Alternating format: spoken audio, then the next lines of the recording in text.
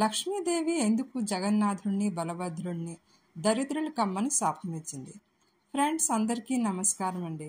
నా వీడియోలు మీకు నచ్చినట్లయితే నా ఛానల్ని సబ్స్క్రైబ్ చేసుకోండి, అలాగే లైక్ చేయండి.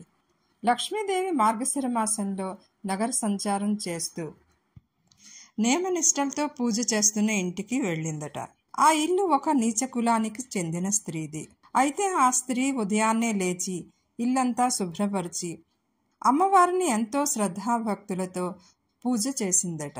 ఆమె పూజకు మెచ్చిన మహాలక్ష్మి ఆమెకు ఎన్నో వరాలను ఇచ్చిందట. ఈ విషయాన్ని తెలుసుకున్న జగన్నాథుడు, అతని అన్న బలభద్రుడు లక్ష్మీదేవి నీచ కులానికి చెందిన స్త్రీ ఇంటికి వెళ్ళిందని ఆమెను ఎంతో అవమానపరిచి అనరాని మాటలు అన్నారట. దీనితో ఆగ్రహించిన శ్రీ మహాలక్ష్మి జగన్నాథుడు, అతని అన్న బలభద్రుడిని కటిక దరిద్రులు కమ్మని శాపమిచ్చిందట.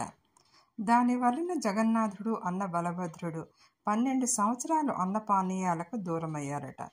కటిక దరిద్రాన్ని అనుభవించారట. తర్వాత తప్పు తెలుసుకుని లక్ష్మీదేవిని ప్రార్థించగా ఆవిడ కరుణించి వారిద్దరికీ శాప విముక్తుల్ని చేసింది. ఇలా జగన్నాథుడికి సంబంధించి అనేక కథలు ప్రచారంలో ఉన్నాయండి. ఫ్రెండ్స్, ఈ కథ మీకు నచ్చినట్లయితే ఒక లైక్ చేసి షేర్ చేయండి, కామెంట్ చేయండి, అలాగే సబ్స్క్రైబ్ చేసుకోండి. Thank you.